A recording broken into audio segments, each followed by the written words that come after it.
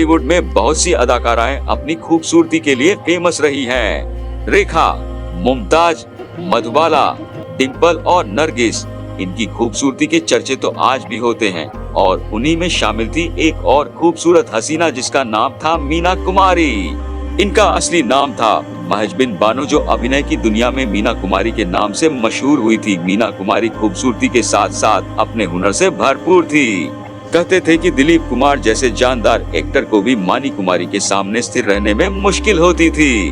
मधुबाला ने कहा था कि मीना जैसी आवाज किसी दूसरी अभिनेत्री की नहीं है। ऐसी आवाज जिसे सुनकर राज कपूर साहब तक अपने डायलॉग भूल जाते थे, लेकिन इस मीना कुमारी की किस्मत में सुख नहीं था।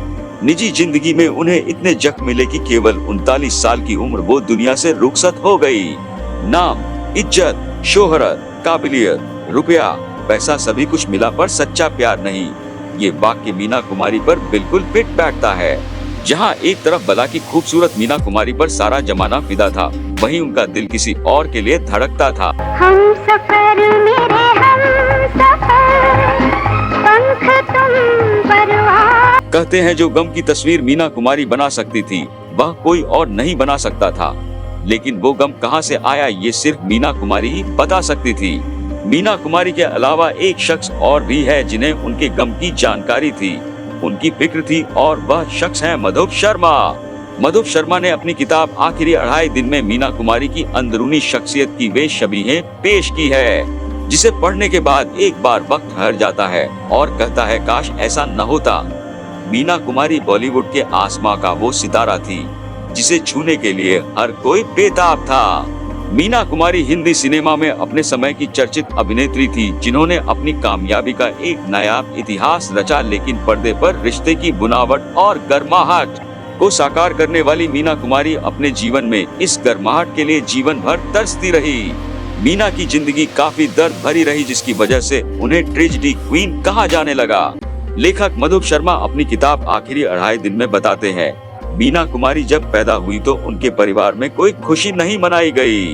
बहन खुर्शीद के बाद मीना कुमारी के पिता को बेटे की उम्मीद थी, लेकिन पैदा हुई मीना यानी कि माँ जबई बानो। इसलिए मीना के पिता जन्म के 5वें दिन ही घर वालों से छुपाकर उन्हें यतीम खाने की सीढ़ियों पर छोड़ आए थे। लेकिन जब उन्होंने देखा कि मीना की माँ का रो रो कर बुरा हाल था तो वह वापस मीना को घर ले आए। घर लाने के बाद भी मीना की जिंदगी में कुछ खास बदलाव नहीं हुआ। कपड़े में उन्हें मिली तो सिर्फ उतरन। पैसों की तंगी की वजह से 4 साल की उम्र में मीना को काम करना पड़ा। इन्हीं फिल्मों ने उन्हें स्टार भी बनाया। आपको बता दें कि फिल्मों की चकाचौंध भरी जिंदगी जीने वाली मीना कुमारी का आखिरी वक्त किसी डरावने सपने से कम नहीं था।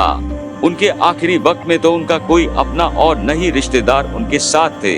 अकेले ही घूट घूट कर उन्होंने आखिरी पल गुजारे। मीना कुमारी की कमाल अमरोही से पहली मुलाकात 1951 में फिल्म तमाशा के सेट पर हुई थी। दोनों के बीच जल्दी ही नजदीकियां बढ़ गई और साल भर में ही दोनों ने शादी करने का फैसला कर दिया था। बता दें कि कमाल पहले से ही शादीशुदा थे। मीना कुमारी के घर वाले नहीं चाहते वे किसी शादीशुदा मर्द से शादी करें, लेकिन वे तो प्यार में पागल थी।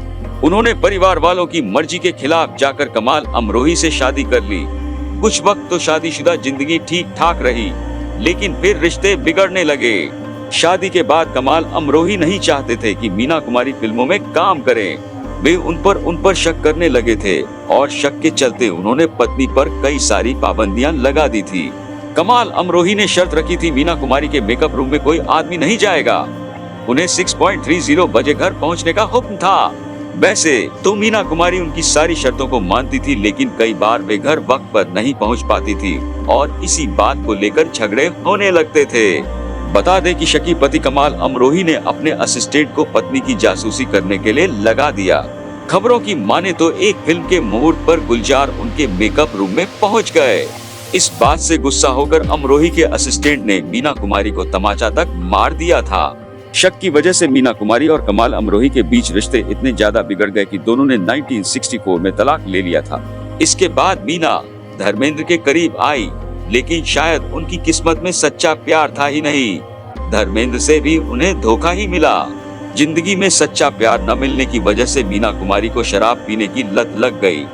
वे जहां भी जाती अपने पर्स में शराब की बोतल रखकर ले जाती थी और शराब पीने की वजह से उनका लीवर खराब हो गया। इसी लत ने उनका करियर बर्बाद कर दिया।